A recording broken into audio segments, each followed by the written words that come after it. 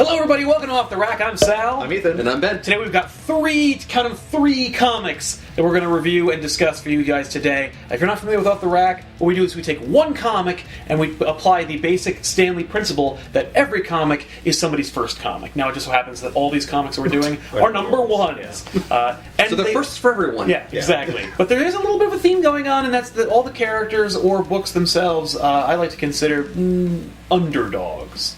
Sort of like a comic that we normally wouldn't pick up, or a comic that doesn't normally get a whole lot of press or highlight. It wouldn't get a lot of fanfare. Or that people might assume will not be good. Right, or they would dismiss out of hand. Yeah. It's like, oh, that's like a joke comic. Exactly. And so, without any further ado, here are the titles we're doing today. We're doing Ant-Man, number 1. Yep. We're doing Avengers, No More Bullying, number 1. And we're doing The Unbeatable Squirrel Girl, number 1. I'm kind of wondering if Avengers No More Bullying number 1 is... They only have one. I have a feeling it's a... number 1. I can't imagine there's going to be more. That's called a one-shot, my friend. First up, we're doing Ant-Man number 1, written by Nick Spencer with art by Ramon Rosanas. This is coming off the heels of the recently released Ant-Man trailer. Yep. It's coming out this summer. Yeah. So naturally, they had to make a comic that mirrors the plot almost exactly. Yeah, the opening of this book, I read it and I was like, is this just going to be the movie? Yeah. So let's talk about our overall impressions of Ant number 1 first. What did you think? I wasn't terribly interested in this book. Mm-hmm. It was better than I thought it would be. Oh, yeah. I will say that. I started getting into it once I read it. I didn't expect to really appreciate the story, but overall the character was awkward. Yeah. But like off the bat, he was awkward in a kind of charming way. Like, I'm reading about this, and I'm like, oh, don't do that. Ooh, no. It was very Schadenfreude. Yeah. Where I was intrigued to watch him fuck up. Yeah. But I liked that. This is a book that stayed with me after I read it. I was just so uncomfortable after reading it, because every decision that Scott Lang makes is wrong. Yeah. And he continues to make bad decisions, and, like, they can only end up being bad for him. And it's like, he's in such avoidably negative circumstances that, like, it's frustrating, and it stayed with me. Like, after I finished reading it, I was like, fuck, Scott. Yeah. I was very disappointed in the ending. Like, oh my god. I liked where the book went. I'm like, actually, this is kind of a cool It was a thing neat to do. concept. Like, the second one might be interesting. And then at the end, they just were like, no. We're doing a total... They did a complete 180. Yeah, we thought it was going to be a book about Ant-Man being a superhero, and instead it's Ant-Man being a father. Yeah, so they really didn't give me a naturally... reason to go back. Yeah. No, absolutely not. Well, they it was a bait and switch in every regard. You thought it was going to be set in one place during one set of consequences. Instead, it's something totally else that you didn't expect and no one expected. Now, like, or ask for. Or want. Yeah. So, let's talk about the writing first off. Nick Spencer wrote it. He wrote the Superior Foes Spider-Man, and one of those main characters that he enjoyed so well appears in this book. Yep. Mm-hmm. And it gives me a very similar feel. It's a lot of losers who are trying to eke out a life and not make any compromises, and that's exactly what this book is. Yeah. Now, in relation to his writing, I like the conversational tone that the characters have. Definitely. Well, they're very naturally, and they're very funny. That's the thing. Everyone was believable, and all the story beats work. Yeah. And that's, I think, why it's so frustrating as a read, because it was so real. The art, I thought, was bland. I'll say. It was competently done. I could tell what was going on. Right. There were interesting, like angles and drawings and so forth, but I just wasn't really impressed by it. It reminded me, as you said, of Superior Foes of Spider-Man. That art style works very well with these characters. It's kind of down to earth. It's not pretty. It's not ugly. It's just kind of neutral in a way. It's not fantastic by any means. And I don't mean like it's not great. I just mean like it doesn't show the grandiose nature of comics, or at least that you would expect. But I think it does serve the story very well, because these are very real characters. It's very literal. Yeah. It's true. Yeah, this was kind of like a day in the life. Yeah. So I agree with you that the art does serve, the way the story kind of goes. It just didn't knock you off your feet. Yeah. Which, is fair. Yeah. I didn't really expect it to. So. Would we recommend this book? Is this something that we would recommend someone pick up or skip? I am going to recommend that you skip it for now, because... I'm going to recommend that you skip it. I see what you did there. That was a little... You did an Ant-Man. If the story goes someplace interesting, that's fine, but I really don't want to just see a book about Scott Lang being a dad. Yeah. And as far as we know, that's what the all book that we're is. getting right now. Because that's exactly where it left off. Yeah. There's I no mean- hint of like an arc or anything. No. that's Well, gonna that happen might next. be an interesting story, depending on how they take it and the scrapes that he gets into. Yeah. Provided he gets into scrapes. Right. There was one scrape in this book. Yeah. And it was over like In a that. second. Yeah. Well, yeah, and the scrapes he'll get into will no doubtedly be with his ex-wife, Right. and they'll be in a courtroom setting, and it will be really depressing to watch. yeah. It's Ant-Man. Right. He's not gonna be doing amazing super things. His powers are kind of crappy. Yeah. So like, in that sense, it's kind of realistic. No, but at the same time, he had a shot to turn his life around and work at Stark Yeah, Industries. but like, what kind of comic would that have been, really? Like, Well, that just, would have like, been you find out how many running people. security for Stark every Yeah, day. well, like, he's a superhero who owns a company. There's all kinds of super villains, I'm sure, that would try and break into Stark Industries. I guess Maybe, or maybe that was the pitch, and he was like, I can only probably get like 3 or 4 stories out of that. Yeah. As far as I'm concerned, I would probably, if you like slice of life comics, if you like Superior Foes of Spider-Man, I guarantee you, not only will characters from that book appear, and you'll be able to see how they're doing, but if you like that tone and that story, it's just more of the same. So check it out. If you are looking to like get an understanding of the Ant-Man character and his like lineage and experience in the Marvel Universe, that is not what you're getting here at all. Yeah, I don't know if I could recommend it as far as like across the board. This is a great book out of the gate, but it's well written. It's nicely drawn. I think it definitely is providing something interesting for that kind of audience. I think if I knew the story was going to be that before I read it, Yes. I wouldn't have been so surprised. Yeah, the bait and switch Yeah. really threw me, Yeah. which is cool, but I don't know if I want to read what the switch was. Well, it's because it did drag us in initially. It's true. Yeah. Yeah. For me, it's a pass unless you want to see a fun story that's completely self-contained. That's true. That features Iron Man, Tony Stark, Right. be at like his most like smarmy and douchey. Yeah. And that part really worked for me, and I thought that was cool. And I did get that out of the book. If you really care about like the character, like the arc of Ant-Man, and you want to see cool things happen there, don't pick up this book because that doesn't happen. Next up on our number 1 Marvel extravaganza is Avengers No More Bullying #1, which I'm sure will be one of a 1,000-issue series. So we do have 3 short stories inside this one issue, which is pretty cool for the effort. Yeah. We have Avengers Straight Shooter, written by Sean Ryan and drawn by Carlo Barberi. Guardians of the Galaxy Quotient, written by Jody Hauser and drawn by Tana Ford. And we've also got The Amazing Spider-Man Friends on the Web, written by Jerry Dugan and drawn by Marcio Takara. As far as across the board initial feelings about Avengers No More Bullying, I read this thinking it was going to be a joke, being like, oh, well, this is where it's like, you know, you're not supposed to say that to people, and wag your finger at the kid that's bullying another kid. yeah. And it wasn't. It was actually kind of good. It wasn't quite that. There were moments where I was like, this is awfully like preachy and transparent, but like you can't do a No More Bullying book. It's without called doing No that. More Bullying. Yeah, so like I was impressed at how like interesting the stories actually were in and of themselves, Yeah. even though they were kind of cliched and like Yeah. clearly for children. Like, Right. you know, but I was still entertained, and there was enough like gags and jokes that were like kind of aimed at people who like know the history of comics and stuff a Yeah. little bit, that you know it's like, okay, they actually tried.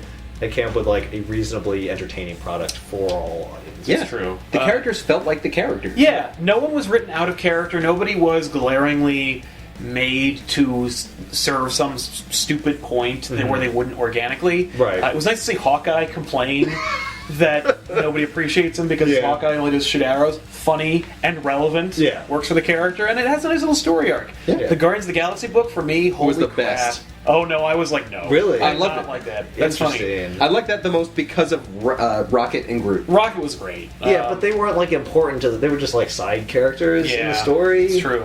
And I do agree they were great in that story. Yeah. But the story itself I found was like lame. And the Spider-Man story for me was typical fare. I thought this is probably where the pitch came from. They were like, "We'll do a Spider-Man book Yeah. where he teaches about bullying because he was bullied as a kid." Blah blah. It was the most like a regular Spider-Man book I ever see. I saw in the 3. Yes. Or most like a regular title. comic, yeah. But even Spider-Man seems to be aware that he's pandering in the book. Yeah. And Jerry Dugan's a great writer, so he knows that, and I think he made it like a very fourth wall breaking, while still under the radar sounding comic. And I think that was the most fun for me, because I'm like, this is exactly what you'd expect. And the kid in the book, like, is like, oh, now you're going to give me like the hypocritical message about like don't beat up people, even though you beat up people all the time. I really appreciated that acknowledgement, by the way. That was really cool. It was impressive that they brought that up. I'm like, There's some self-awareness there of like, yes, we understand. Like, we do books where picked on people, like underdogs, like beat the crap out of their adversaries. It's funny that the Hulk would warn someone about having a violence issue. Like, so like it is hypocritical in a way, but it's also like they know that and they're trying to like deal with it. They're almost to the point where Spider-Man goes like, yeah, but I'm not real. Like he almost gets there, but doesn't quite get there. So I feel like across the board, the writing was fine. It was consistent. If not, consistent. If not, kind of okay. Like pretty fun. At points, it was legitimately clever. Yes, that's the thing I'll give it across the board. And the art was good. That's the other thing. The art was very serviceable. They gave it to regular mainstay Marvel artists. I would actually use this book if I were ever trying to teach someone or like about bullying. My next question was going to be like, how do you think it fares as an actual anti-bully? Yeah, as a teaching tool, I think it works. It's funny because I was expecting it to be like a kid's book, and it was mostly just a comic. Yeah. With coloring in it. And drawing in it. That I think totally undermined the attempt at that book's existence. Yeah. Well, I mean, it needs to be for young kids because older people already know about books. Comics are already designed for young kids. They don't need like a word search at the end. Yeah, I felt like the pick out which one is but like the idea of comics. Like that was like okay, that's like for like 5-year-olds. Right. Like, this is but the audience for the stories was more for like 10 to 13-year-olds. 13-year-olds. Like, people who were too old for those like activities. Yeah. So that to me was like, what was that? It was very jarring. Yeah. I think it's so that you really can give it to an entire spectrum of kids, fair. like a broad range. Like, no, this is good for a 4-year-old, or it's good for a 12-year-old. Yeah, but like the 4-year-old's not going to understand the message. I will say, I appreciate the fact that not only are they getting bullying from like outside sources, but they're also getting bullying from within, from within. Friends. Yes. And the Avengers story did a really good job of that. But look, you guys are making fun of me for this, and I've put up with it for a while, but it does get to me. Yeah. That's cool. That was impressive. That they acknowledge different levels of bullying. Yeah, and like how there's unintentional bullying. If you suspect that your kid is being bullied, or is a bully, I think it's a fair thing to have around. Yeah. If you're looking for the next chapter in the ongoing saga of the Marvel Universe, probably give it a pass. Yeah. If you have a kid and you just want to talk about the issue of bullying, I think it's a great way to broach the subject. Because it is legitimately interesting. Yes. Could be for parents as well.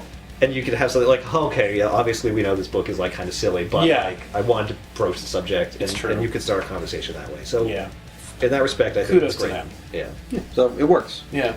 If you're a 21-year-old dude who has no children, you don't might pick this book up unless you're just curious. It's a fun little ride, I gotta say. Yeah. Next up, and finally on our list, is The Unbeatable Squirrel Girl, written by Ryan North and drawn by Erica Henderson. Now, has this ever been a book before? Yes, they have done Squirrel Girl books before. Okay. I thought she might have just been a character that joined other comics. She beats Dr. Doom. Yeah, and Galactic. It's nice to see female Deadpool appear in the Marvel Universe, because we've been waiting. It's very... Okay, let's just... Initial thoughts on Unbeatable Squirrel Girl #1. I do dig the story. I like certain parts of the comedy to it. That said, it is really trying to play to an audience that is sarcastic hipster people where they're just like, no, I get that it's a comic. I'm going to make jokes where you know it's a comic too. I thought there was some stuff that was pretty funny and clever, and I liked some of the wink and nod stuff. Overall, though, I did not like it. Not for me. There were a lot of jokes in the book. Obviously, it's a comedy book. I thought everything worked to serve as what they were attempting to provide. Yes. For that, I give them props. And in fact, there were a couple of zingers and one-liners and actual references that I thought really, really work. And I thought it was genuinely funny. When Kraven the Hunter shows up, I dug all the Kraven the Hunter stuff. That was cool. Now, the first couple of pages, Squirrel Girl beats some muggers to her own theme song, which is actually Spider-Man. The original 1960s Spider-Man version. Yeah. That was death. That was horrible. That was I would call that a dud. In that it was just, I was slogging through those pages. Swing and a miss. Forgivably, they only made one other reference to it later in the book. So she has squirrel blood? Yeah. Yeah, that's a thing now. I guess. Yeah. I guess. She also has a huge tail. Yeah. That when she hides, it gives her up a donk-a-donk. Yeah, but like... Well, at the same time, she wouldn't be able to fit that... No way! Her ass gets like... A little bigger. It's much bigger, and she's got a huge fucking tail there. Let's not talk about that. Yeah, it's controversial. Well, let me talk a little bit about the redesign of Squirrel Girl, because we've seen many different versions of Squirrel Girl. When she first appears, she is weird looking, because she literally is a half girl, half squirrel person. And then later, they bring her out and they make her kind of like a furry character, where like people might be attracted to that. And then later, like in New Avengers, Bendis brought her out as the nanny for Jessica Jones and Luke Cage, and she's just a hot chick who also looks like a squirrel, and they established that Wolverine and she have a sexual relationship, which is not okay because he's 150 and she's apparently in this book 19. Yeah, she's in maybe college. She's going to college, and in that regard, I don't even know. That's the problem with the characters who've been around for this long, is that like I don't know how the fuck old they are. Yeah. And it's fine if you don't think about it or care about it. And clearly, this book doesn't take itself seriously. Yeah. So I won't really give it that many demerits for that, because I can't hold a book that's trying to just have fun and be whimsical to the standards of like, but how long have you been Squirrel Girl? And, like, well, but no, like, what's the statutory rape situation with your character? Like, let's not get there. All right, well then let's switch the conversation and talk about the art. Okay, I liked it. I thought the art really serves to the story. I thought it works really well. It was consistent. I thought it was fun. Interesting. I did not like the art. Well, that's the thing is at that all. If I think that it works for what it is, but it's like I don't know what you could have done different. No, I guess. I don't. A serious-looking book like that would not work. No. It has to be kind of Archie. Yeah. I like a lot of the character designs. I like the style that Erica Henderson is doing. I loved the expressions on the characters' faces. Yes. I liked how the scenes were set up. It was a Saturday morning cartoon. Yeah. And fun. it worked. I liked the way the squirrels were drawn. Yes. I did not like the way most of the humans were drawn. And there's other funny little moments in the book that are like that. And that's what I think the book is at its best. Yes, is when it's just being funny. Yeah. And when it's being, like, cemented in the Marvel universe. Yes. When it's just being a Marvel joke. Well, it's also really strange to see her interact with everyone in the world who's not supposed to know that she's just a regular person? Who's a regular person and who's not supposed to know that she's a superhero. Because it's like she forgets how to act like a person. Yeah, but why are we still talking about the So, I'm not even going to restart the conversation. No, it's I'm just going to literally cut it from the way the tape stopped to us acknowledging that we talked for like 20 minutes about Squirrel Girl. Anyway, I say pick it up. What? I still enjoy the story. Anyway, I'm a lifer. So here we go. I think that if you like Deadpool, you will also enjoy Squirrel Girl. No, I disagree. You should, but you won't. I think most people who like Deadpool will be like, fuck Squirrel Girl. I think you're right, and they would be... Even though it's the same goddamn jokes. It's the same character, but one of them doesn't murder people. That's right. But give her another couple of issues, and maybe she will with squirrels. Is it a pickup or a you? Ben already said I think if you are looking for a fun, silly story that's set in the Marvel Universe, it's definitely a pickup. I'm not picking any more up, but that's not, it's not even not for me, it's just I don't really want to buy it.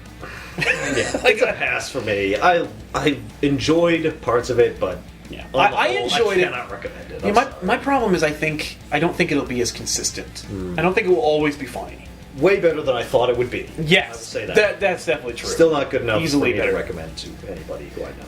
Off the rack today, we did the Marvel Triumvirate of Ant-Man, Squirrel Girl, and No More Bullying. Don't forget to like and subscribe if you haven't already. Click this annotation right here to see every episode of Off the Rack we've ever done, and we will see you guys next week with an all-new trio episode of Off the Rack, where we review books for you guys and let you know what we think of them. So we'll see you guys next time. I'm Sal. I'm Ethan. And I'm Ben. I know things about regular squirrels. Squirrels go stargazing all the time. Yeah, I took that as the squirrel was like being defensive and was just wrong. So I was like, the squirrels are smart, you know. It's like, yeah, right. No, you run into traffic all the time.